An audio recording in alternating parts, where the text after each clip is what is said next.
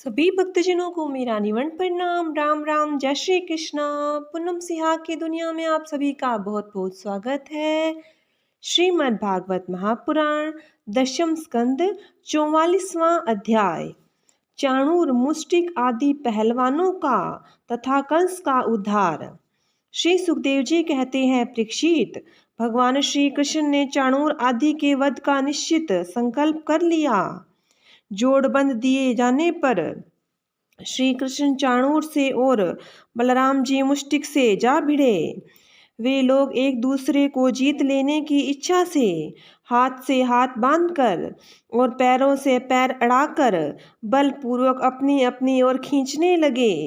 वे पंजों से पंजे, घुटनों से घुटने, माथे से माथा और छाती से छाती भिड़ाकर एक दूसरे पर चोट करने लगे। इस प्रकार दाव पेंच करते करते अपने अपने जोड़ीदार को पकड़कर इधर उधर घुमाते, दूर ढकेल देते, जोर से जकड़ लेते, लिपट जाते, उठाकर पटक देते, छूटकर निकल भागते और कभी छोड़कर पीछे हट जाते थे। इस प्रकार एक दूसरे को रोकते, प्रहार करते और अपनी जोड़ीदार को पछाड़ देने की चेष्टा करते। कभी कोई नीचे गिर जाता तो दूसरा उसे घुटनों और पैरों में दबाकर उठा लेता, हाथों से पकड़कर ऊपर ले आता, गले में लिपट जाने पर ढकेल देता और आवश्यकता होने पर हाथ पांव इकट्ठे करके गांठ बांध देता। परीक्षित, इस दंगल को देखने के लिए नगर की बहुत सी महिलाएं भी आई हुई थी। उन्होंने जब देखा कि बड़े बड़े पहलवानों के साथ ये छोटे छोटे बलहीन बालक लड़ाए जा रहे हैं, तब वे अलग अलग टोलियां बनाकर करुणावश आपस में बातचीत करने लगी। यहाँ राजा कंस के सभासद बड़ा अन्याय और अधर्म कर रहे थे। कितने खेद की बात है कि राजा के सामने ही ये बली पहलवान और निर्बल बालकों के युद्ध का अनुमोदन करते हैं। बहिन, देखो, इन पहलवानों का एक एक अंग वज्र के समान कठोर है। ये देखने में बड़े भारी पर्वत से मालूम होते हैं, परंतु श्री कृष्ण और बलराम अभी जवान भी नहीं हुए हैं। इनकी किशोरावस्था है। इनका एक एक अंग अत्यंत सुकुमार है। कहाँ ये और कहाँ वो। जितने लोग यहाँ इकट्ठे हुए हैं, देख रहे हैं, उन्हें अवश्य अवश्य धर्मोल्लंघन का पाप लगेगा। सखी, अब हमें भी यहाँ से चल देना चाहिए। जहाँ अधर्म की प्रधानता हो वहाँ कभी न रहे, यही शास्त्र का नियम है। देखो, शास्त्र कहता है कि बुद्धिमान पुरुष को सदा सभासदों के दोषों को जानते हुए सभा में जाना ठीक नहीं है, क्योंकि वहां जाकर उन अवगुणों को कहना, चुप रह जाना अथवा मैं नहीं जानता ऐसा कह देना, ये तीनों ही बातें मनुष्य को दोषभागी बनाती है। देखो देखो, श्री कृष्ण शत्रु के चारों ओर पैंतरा बदल रहे हैं। उनके मुख पर पसीने की बूंदें ठीक वैसे ही शोभा दे रही है जैसे कमल कोश पर जल की बूंदें। सखियों, क्या तुम नहीं देख रही हो कि बलराम जी का मुख मुष्टि के प्रति क्रोध के कारण कुछ कुछ लाल लोचनों से युक्त हो रहा है। फिर भी हास्य का निरुद्ध आवेग कितना सुंदर लग रहा है। सखी, सच पूछो तो व्रजभूमि भी ही परम पवित्र और धन्य है, क्योंकि वहाँ ये पुरुषोत्तम मनुष्य के वेश में छिपकर रहते हैं। समय भगवान शंकर और लक्ष्मी जी इनके चरणों की पूजा करती है। वे ही प्रभु वहाँ रंग बिरंगे जंगली पुष्पों की माला धारण कर लेते हैं तथा बलराम जी के साथ बांसुरी बजाते, गौवें चराते और तरह तरह के खेल खेलते हुए आनंद से विचरते हैं। सखी, पता नहीं गोपियों ने कौन सी तपस्या की थी, जो नेत्रों के दोनों से नित्य निरंतर उनकी रूप माधुरी का पान करती रहती है। इनका रूप क्या है, लावण्य का सार।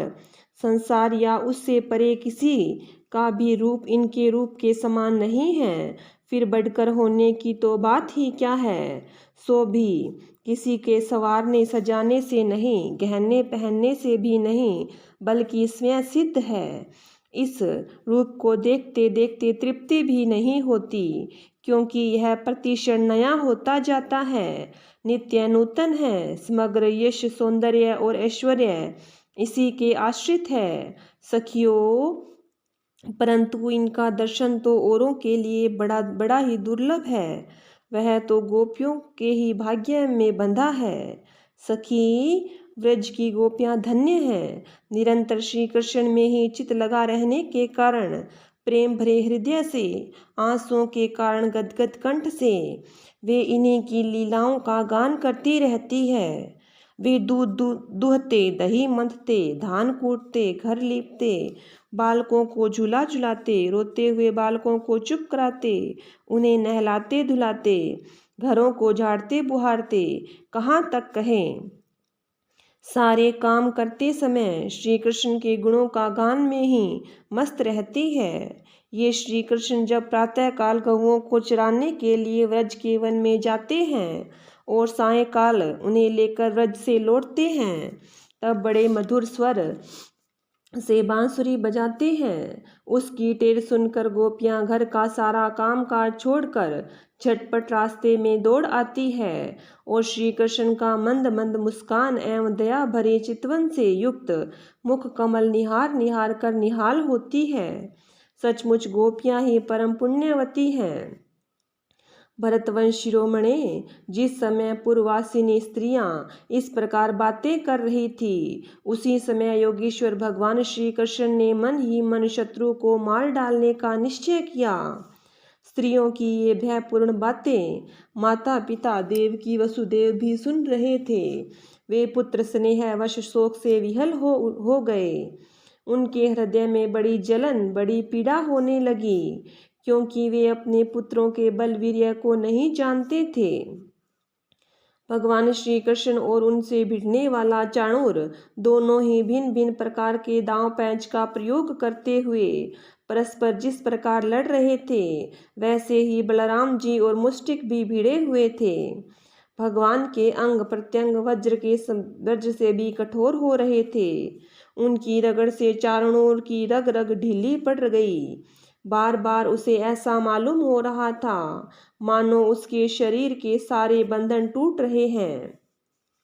उसे बड़ी ग्लानि, बड़ी व्यथा हुई। अब वह अत्यंत क्रोधित होकर बाज की तरह झपटा और दोनों हाथों के घुसे बांधकर उसने भगवान श्री कृष्ण की छाती पर प्रहार किया, परंतु उसके प्रहार से भगवान तनिक भी विचलित नहीं हुए, जैसे फूलों के गजरे की मार से गजराज। उन्होंने चाणूर की दोनों भुजाएं पकड़ ली और उसे अंतरिक्ष में बड़े वेग से कई बार घुमाकर धरती पर दे मारा। परीक्षित, चाणूर के प्राण तो घुमाने के समय ही निकल गए थे। उसकी वेशभूषा अस्त व्यस्त हो गई, केश और मालाएं बिखर गई, वह इंद्रध्वज के समान गिर पड़ा। इसी प्रकार मुष्टिक ने भी पहले बलराम जी को एक घूसा मारा। इस पर बलि बलराम जी ने उसे बड़े जोर से एक तमाचा जड़ दिया। तमाचा लगने से वह कांप उठा और आंधी से उखड़े हुए वृक्ष के समान अत्यंत व्यथित और अंत में प्राणहीन होकर खून उगलता हुआ पृथ्वी पर गिर पड़ा। हे राजन, इसके बाद योद्धाओं में श्रेष्ठ भगवान बलराम जी ने अपने सामने आते ही कूट नामक पहलवान को खेल में ही बाएं हाथ से गुस्से से उपेक्षा पूर्वक मार डाला। उसी समय भगवान श्री कृष्ण पैर की ठोकर से सल का सिर धड़ से अलग कर दिया और तोशल को तिनके की तरह चीर कर दो टुकड़े कर दिया। इस प्रकार दोनों धाराशायी हो गए। जब चाणूर, मुष्टिक, कूट, शल और तोशल ये पांचों पहलवान मर चुके, तब जो बच रहे थे वे अपने प्राण बचाने के लिए स्वयं वहां से भाग खड़े हुए। उनके भाग जाने पर भगवान श्री कृष्ण और बलराम जी अपने समवयस्क ग्वाल बालों को खींच कर उनके साथ भिड़ने और नाच कर भेरी ध्वनि के साथ अपने नुपुरों की झनकार को मिलाकर मल क्रीड़ा कुश्ती के खेल करने लगे। भगवान श्री कृष्ण और बलराम की इस अद्भुत लीला को देखकर सभी दर्शकों को बड़ा आनंद हुआ। श्रेष्ठ ब्राह्मण और साधु पुरुष धन्य हैं, धन्य हैं। इस प्रकार कहकर प्रशंसा करने लगे। परंतु कंस को इससे बड़ा दुख हुआ। वह और भी चिढ़ गया। जब उसके प्रधान पहलवान मार डाले गए और बचे हुए सब के सब भाग गए, तब भोजराज कंस अपने बाजे गाजे बंद करा दिए और अपने सेवकों को आज्ञा दी, अरे वसुदेव के इन दुष्चरित्र लड़कों को नगर से बाहर निकाल दो, गोपों का सारा धन छीन लो और दुर्बुद्धि नंद को कैद कर लो। वसुदेव भी बड़ा कुबुद्धि और दुष्ट है, उसे शीघ्र मार डालो। और उग्रसेन मेरे पिता होने पर भी अपने अनुयायियों के साथ शत्रुओं से मिला हुआ है, इसलिए उसे भी जीता मत छोड़ो। कंस इस प्रकार बढ़ बढ़कर बकवाद कर रहा था कि अविनाशी श्री कृष्ण कुपित होकर फुर्ती से वेग पूर्वक उछलकर लीला से ही उसके ऊंचे मंच पर जा चढ़े। जब मनस्वी कंस ने देखा कि मेरे मृत्यु रूप भगवान श्री कृष्ण सामने आ गए, तब वह सहसा अपने सिंहासन से उठ खड़ा हुआ और हाथ में ढाल तथा तलवार उठा ली। हाथ में तलवार लेकर वह चोट करने का अवसर ढूंढता हुआ पैंतरा बदलने लगा। आकाश में उड़ते हुए बाज के समान वह कभी दाईं ओर जाता तो कभी बाईं ओर। परंतु भगवान का प्रचंड तेज अत्यंत दुस्सह है। जैसे गरुड़ सांप को पकड़ लेते हैं, वैसे ही भगवान ने बलपूर्वक उसे पकड़ लिया। इसी समय कंस का मुकुट गिर गया और भगवान ने उसके केश पकड़कर उसे भी उस ऊंचे मंच में से रंगभूमि में गिरा दिया। फिर परम स्वतंत्र और सारे विश्व के आश्रय भगवान श्री कृष्ण उसके ऊपर स्वयं कूद पड़े।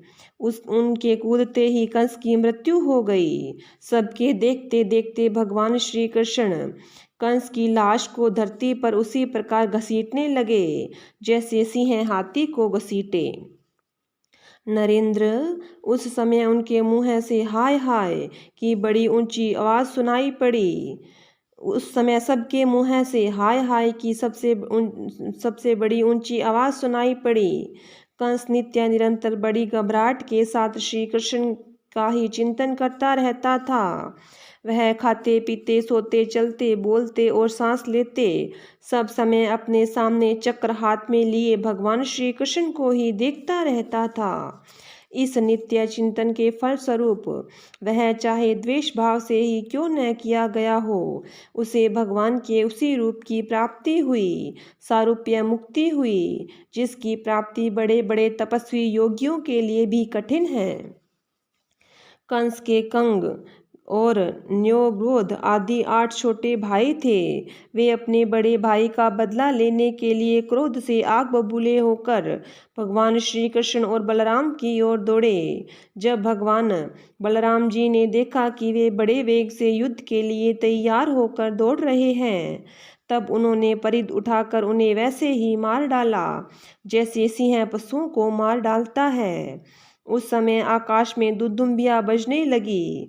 भगवान की विभूति स्वरूप ब्रह्मा शंकर आदि देवता बड़े आनंद से पुष्पों की वर्षा करते हुए उनकी स्तुति करने लगे। अप्सराएं नाचने लगी। महाराज, कंस और उसके भाइयों की स्त्रियां अपने आत्मीय स्वजनों की मृत्यु से अत्यंत दुखित हुई। वे अपने सिर पीटती हुई आंखों में आंसू भरे वहां आई।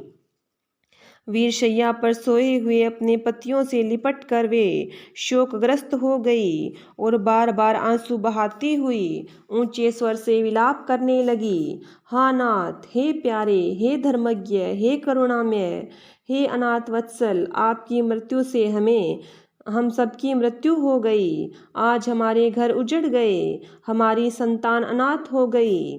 पुरुष श्रेष्ठ, इस पुरी के आप ही स्वामी थे। आपके विरह से इसके उत्सव समाप्त हो गए और मंगल चिन्ह उतर गए। यह हमारी ही भांति विधवा होकर शोभाहीन हो गई। स्वामी, आपने निरपराध प्राणियों के साथ घोर द्रोह किया था, अन्याय किया था, इसी से आपकी यह गति हुई। सच है, जो जगत के जीवों से द्रोह करता है, उनका अहित करता है, ऐसा कौन पुरुष शांति पा सकता है। ये भगवान श्री कृष्ण जगत के समस्त प्राणियों की उत्पत्ति और प्रलय का आधार है, यही रक्षक भी है। जो इनका बुरा चाहता है, इनका तिरस्कार करता है, वह कभी सुखी नहीं हो सकता। श्री सुखदेव जी कहते हैं, परीक्षित, भगवान श्री कृष्ण ही सारे संसार के जीवन दाता है। उन्होंने रानियों को ढांढस बंधाया, सांत्वना दी, फिर लोक रीति के अनुसार मरने वालों का जैसा क्रियाकर्म होता है वह सब कराया। तदंतर भगवान श्री कृष्ण और बलराम जी ने जेल में जाकर अपने माता पिता को बंधन से छुड़ाया और सिर से स्पर्श करके उनके चरणों की वंदना की, किंतु अपने पुत्रों के प्रणाम करने पर भी देवकी और वसुदेव ने उन्हें जगदीश्वर समझकर अपने हृदय से नहीं लगाया। उन्हें शंका हो गई कि हम जगदीश्वर को पुत्र कैसे समझें। 45वां अध्याय श्री कृष्ण बलराम का यज्ञोपवीत और गुरुकुल प्रवेश। श्री सुखदेव जी कहते हैं, परीक्षित, भगवान श्री कृष्ण ने देखा कि माता पिता को मेरे ऐश्वर्य का, मेरे भगवत भाव का ज्ञान हो गया है, परंतु इन्हें ऐसा ज्ञान होना ठीक नहीं। ऐसा सोचकर उन्होंने उन पर अपनी वह योग माया फैला दी जो उनके स्वजनों को मुक्त रखकर उनकी लीला में सहायक होती है। यदुवंश शिरोमणि भगवान श्री कृष्ण बड़े भाई बलराम जी के साथ अपने माँ बाप के पास जाकर आदर पूर्वक और विनय से झुककर मेरी अम्मा, मेरे पिताजी, इन शब्दों से उन्हें प्रसन्न करते हुए कहने लगे, पिताजी, माताजी, हम आपके पुत्र हैं और आप हमारे लिए सर्वदा उत्कंठित रहते हैं। फिर भी आप हमारे बाल्य पौगंड और किशोर अवस्था का सुख हमसे नहीं पा सके। दुर्दैववश हम लोगों को आपके पास रहने का सौभाग्य ही नहीं मिला। इसी से बालकों को माता पिता के घर में रहकर जो लाड़ प्यार का सुख मिलता है वह हमें नहीं मिल सका। पिता और माता ही इस शरीर को जन्म देते हैं और इसका लालन पालन करते हैं, तब कहीं जाकर यह शरीर धर्म, अर्थ, काम और मोक्ष की प्राप्ति का साधन बनता है। यदि कोई मनुष्य 100 वर्ष तक जीकर माता और पिता की सेवा करता रहे तब भी वह उनके उपकार से उऋण नहीं हो सकता। जो पुत्र सामर्थ्य रहते भी अपने माँ बाप की शरीर और धन से सेवा नहीं करता, उसके मरने पर दूत उसे उसके अपने शरीर का मांस खिलाते हैं। जो पुरुष समर्थ होकर भी बूढ़े माता पिता, सती पत्नी, बालक, संतान, गुरु, ब्राह्मण और शरणागत का भरण पोषण नहीं करता, वह जीता हुआ भी मुर्दे के समान ही है। पिताजी, हमारे इतने दिन व्यर्थ ही बीत गए, क्योंकि कंस के भय से सदा उद्विग्न चित्त रहने के कारण हम आपकी सेवा करने में असमर्थ रहे। मेरी माँ और मेरे पिताजी, आप दोनों हमें क्षमा करें। हाय, दुष्ट कंस ने आपको इतने कष्ट दिए, परंतु हम परतंत्र रहने के कारण आपकी कोई सेवा शुश्रूषा न कर सके। श्री सुखदेव जी कहते हैं, परीक्षित, अपनी लीला से मनुष्य बने हुए विश्व आत्मा श्री हरि की इस वाणी से मोहित हो देवकी वसुदेव ने उन्हें गोद में उठा लिया और हृदय से चिपका कर परमानंद प्राप्त किया। राजन, वे स्नेह पाश में बंधकर पूर्णतः मोहित हो गए और आंसुओं की धारा से उनका अभिषेक करने लगे, यहाँ तक कि आंसुओं के कारण गला रुद्ध जाने से वे कुछ बोल भी न सके। देवकी नंदन भगवान श्री कृष्ण ने इस प्रकार अपने माता पिता को सांत्वना देकर अपने नाना उग्रसेन को यदुवंशियों का राजा बना दिया और उनसे कहा, महाराज, हम आपकी प्रजा हैं, आप हम लोगों पर शासन कीजिए। राजा ययाति का शाप होने के कारण यदुवंशी राज सिंहासन पर नहीं बैठ सकते, परंतु मेरी ऐसी इच्छा है, इसलिए आपको कोई दोष न होगा। जब मैं सेवक बनकर आपकी सेवा करता रहूँगा तब बड़े बड़े देवता भी सिर झुकाकर आपको भेंट देंगे। दूसरे नरपतियों के बारे में तो कहना ही क्या है। परीक्षित, भगवान श्री कृष्ण ही सारे विश्व के विधाता हैं। उन्होंने जो कंस के भय से व्याकुल होकर इधर उधर भाग रहे थे, उन यदु, वर्षणी, अंधक, मधु, दार्शाह और कुकुर आदि वंशों से में उत्पन्न समस्त सहजातीय संबंधियों को ढूंढ ढूंढ कर बुलवाया। उन्हें घर से बाहर रहने में बड़ा क्लेश उठाना पड़ा था।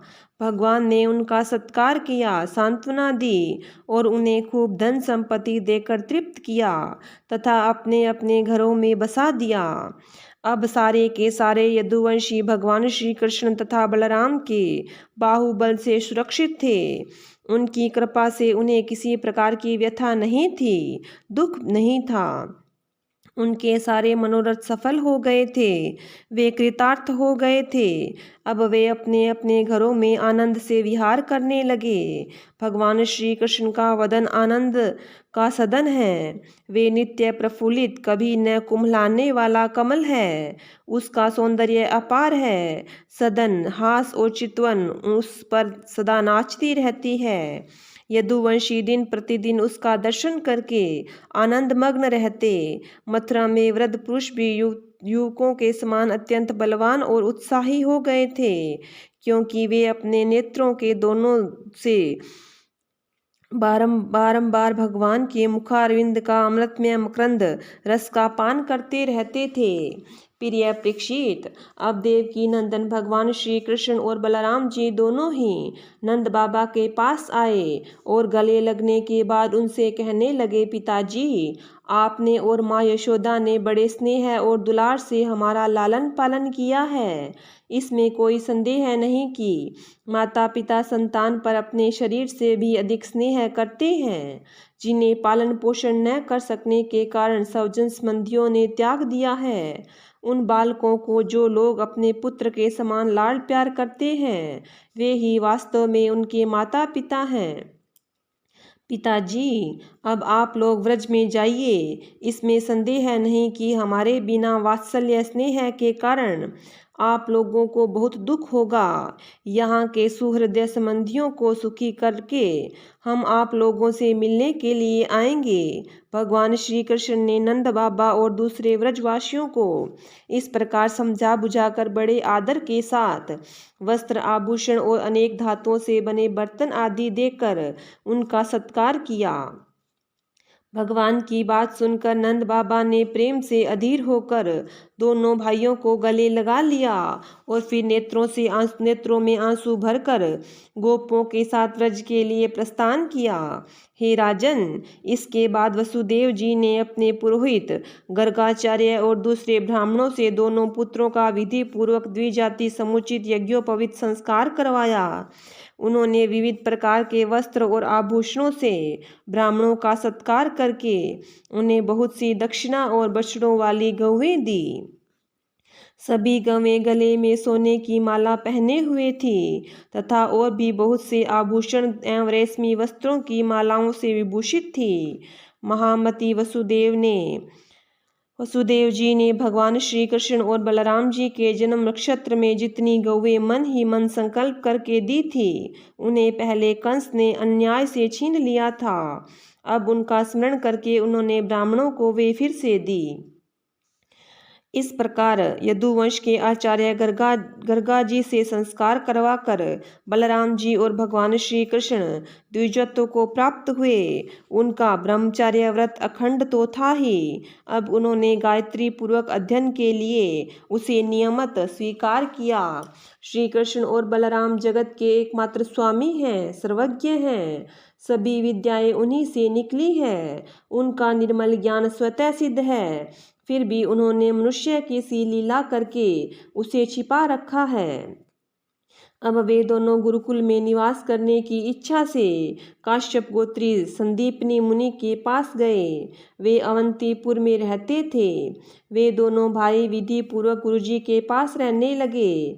उस समय वे बड़े ही सुसंयत और अपनी चेष्टाओं को सर्वथा नियमित रखे हुए थे।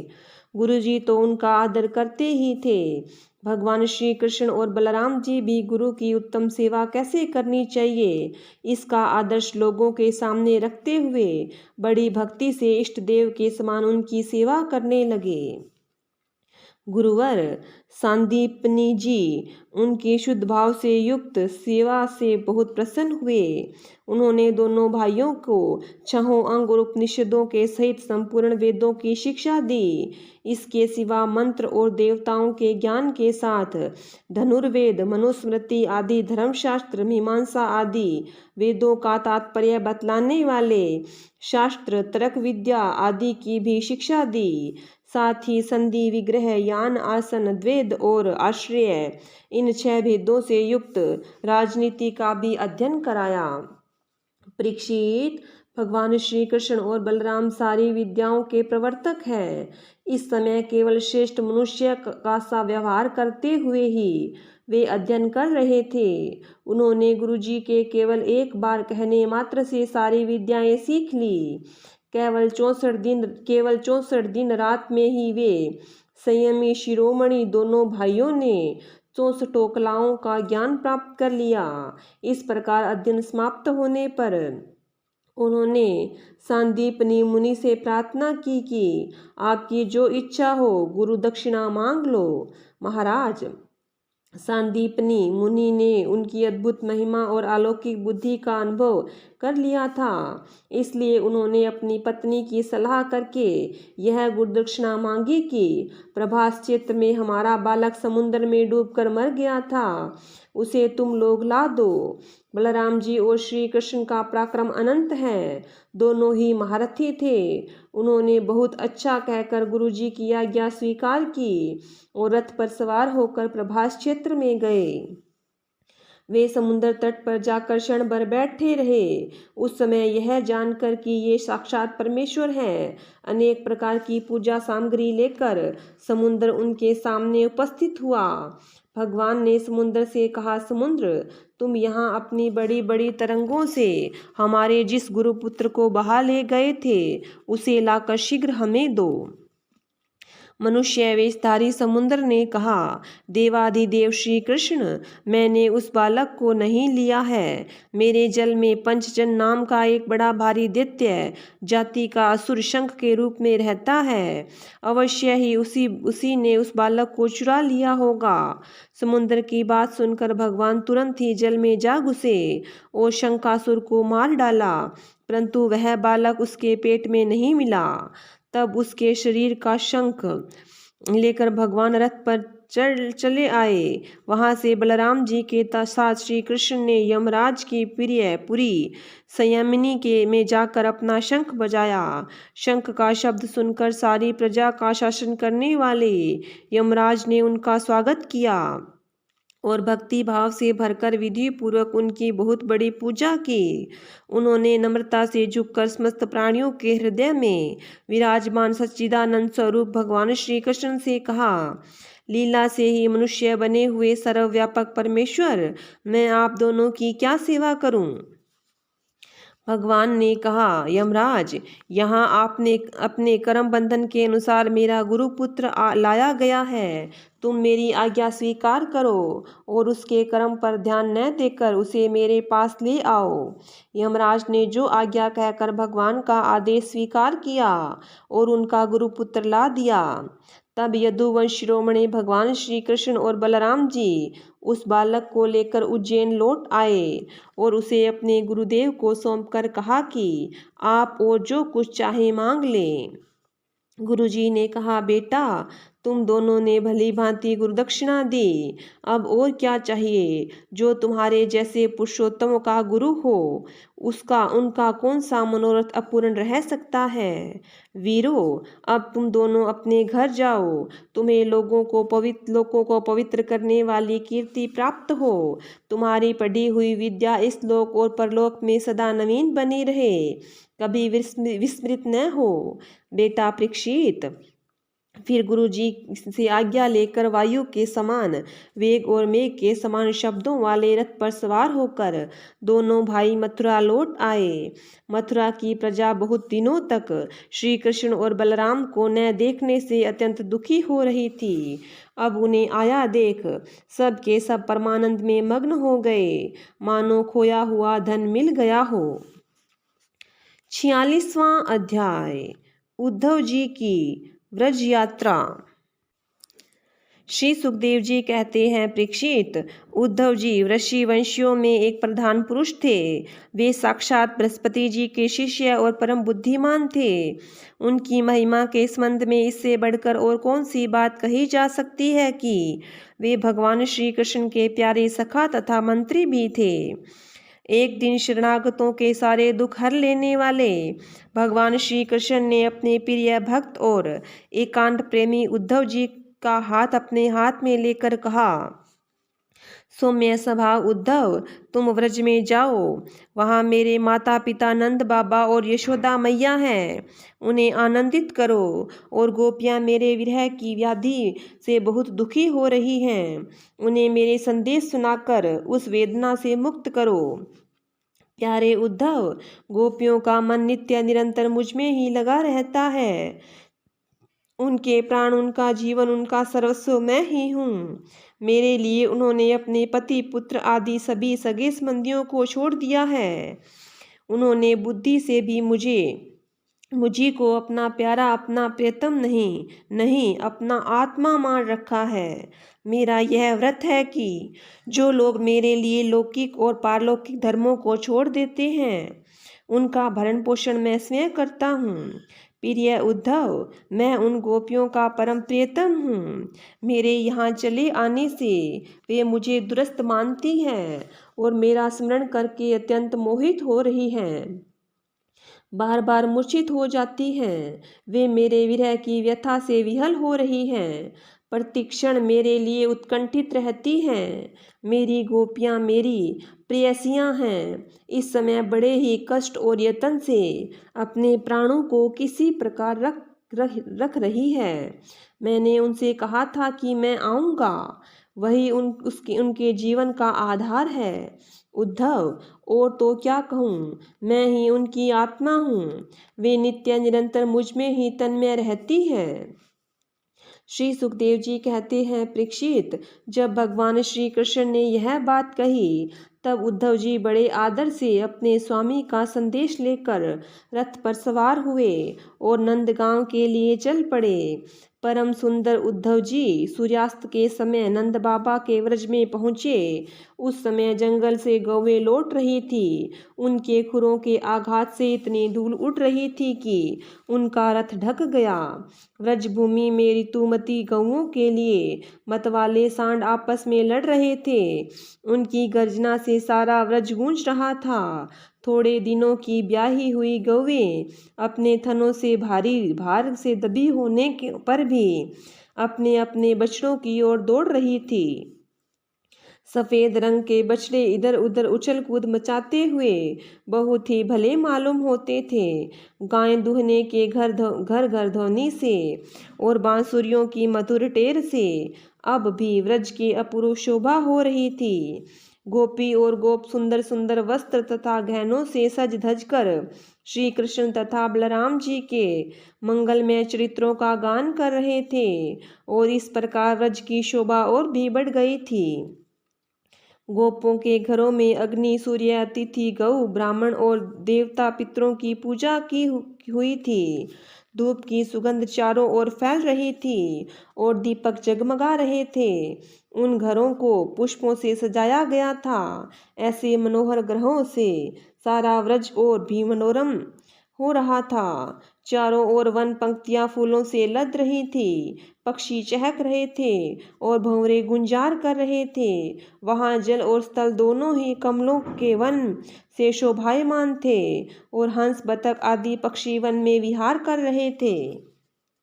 जब भगवान श्री कृष्ण के प्यारे अनुचर उद्धव जी व्रज में आए तब उनसे मिलकर नंद बाबा बहुत ही प्रसन्न हुए। उन्होंने उद्धव जी को गले लगाकर उनका वैसा ही सम्मान किया मानो स्वयं भगवान श्री कृष्ण आ गए हों। समय पर उत्तम अन्न का भोजन कराया और जब वे आराम से पलंग पर बैठ गए, सेवकों ने पांव दबाकर पंखा झलकर उनकी थकावट दूर कर दी। तब नंद बाबा ने पूछा, परम भाग्यवान उद्धव जी, आप हमारे सखा वसुदेव जी अब हमारे सखा वसुदेव जी जेल से छूट गए। उनके आत्मीय स्वजन और पुत्र आदि उनके साथ हैं। इस समय वे सब कुशल से तो हैं ना? यह बड़े सौभाग्य की बात है कि अपने पापों के फलस्वरूप पापी कंस अपने अनुयायियों के साथ मारा गया, क्योंकि स्वभाव से ही धार्मिक परम साधु यदुवंशियों से वह सदा द्वेष करता था। अच्छा उद्धव जी, श्री कृष्ण कभी हम लोगों को याद करते हैं। यह उनकी माँ है, स्वजन संबंधी है, सखा है, गोप है। उन्हीं को अपना स्वामी और सर्वस्व मानने वाले यह व्रज है। उन्हीं की गौवें वृंदावन और यह गिरिराज है। क्या वे कभी इनका स्मरण करते हैं? आप यह बतलाइए कि हमारे गोविंद हमारे सुहृद बांधवों को देखने के लिए एक बार भी यहाँ आएंगे क्या?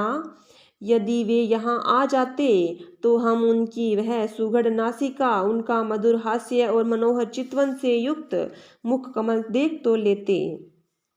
उद्धव जी, श्री कृष्ण का हृदय उदार है, उनकी शक्ति अनंत है। उन्होंने दावानल से, आंधी पानी से, वृषासुर और अजगर आदि अनेकों मृत्यु के निमित्तों से जिन्हें टालने का कोई उपाय न था, एक बार भी नहीं अनेक बार हमारी रक्षा की है। उद्धव जी, हम श्री कृष्ण के विचित्र चरित्र, उनकी विलासपूर्ण तिरछी चितवन, उन्मुक्त हास्य, मधुर भाषण आदि का स्मरण करते रहते हैं और उसमें इतने तन्मय हो जाते हैं कि अब हमसे कोई कामकाज नहीं हो पाता।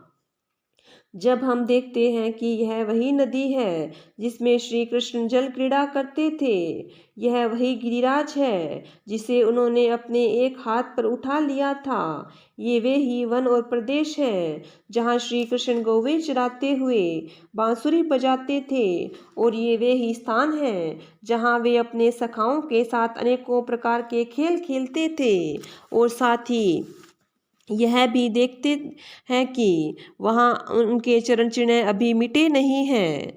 अब तब उन्हें देखकर हमारा मन श्री कृष्ण में हो जाता है। इसमें संदेह नहीं है कि श्री कृष्ण और बलराम जी को देव शिरोमणि मानता हूँ, और यह भी मानता हूँ कि देवताओं का कोई बहुत बड़ा प्रयोजन सिद्ध करने के लिए यहाँ आए हैं। स्वयं भगवान गर्गाचार्य जी ने मुझसे ऐसा कहा था, जैसे सिंह बिना किसी परिश्रम के पशुओं को मार डालता है, वैसे ही उन्होंने खेल खेल में ही 10,000 हाथियों के बल रखने वाले कंस, उनके दोनों अजेय पहलवान और महान बलशाली गजराज कुवलयापीड़ को मार डाला। उन्होंने 3 ताल लंबे और अत्यंत दृढ़ धनुष को वैसे ही तोड़ डाला जैसे कोई हाथी किसी छड़ी को तोड़ डाले। हमारे प्यारे श्री कृष्ण एक हाथ से 7 दिनों तक गिरिराज को उठाए रखा था। यही सबके देखते देखते खेल ही खेल में उन्होंने प्रलंब, धेनुक, अरिष्ट, तृणावर्त और बक आदि उन बड़े बड़े दैत्यों को मार डाला जिन्होंने समस्त देवता और असुरों पर विजय प्राप्त कर ली थी। श्री सुखदेव जी कहते हैं, परीक्षित, नंद बाबा का हृदय यूं ही भगवान श्री कृष्ण के अनुराग रंग में रंगा हुआ था। जब इस प्रकार वे उनकी लीलाओं का एक एक करके स्मरण करने लगे, तब तो उनमें प्रेम की बाढ़ ही आ गई। वे विहल हो गए और मिलने की अत्यंत उत्कंठा होने के कारण उनका गला रुंध गया। वे चुप हो गए। यशोदा रानी भी वहीं बैठकर नंद बाबा की बातें सुन रही थी। श्री कृष्ण की एक एक लीला सुनकर उनके नेत्रों में आंसू बहते जाते थे और पुत्र स्नेह की बाढ़ से उनके स्तनों से दूध की धारा बहती जा रही थी।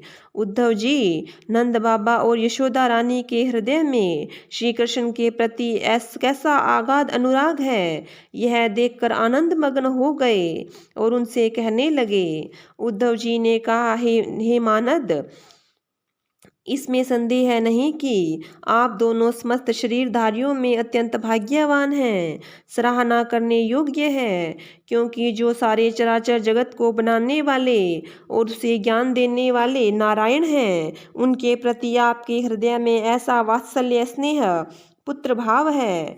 बलराम और श्री कृष्ण पुराण पुरुष हैं, वे सारे संसार के उपादान कारण और निमित्त कारण भी है। भगवान श्री कृष्ण पुरुष हैं तो बलराम जी प्रधान प्रकृति हैं।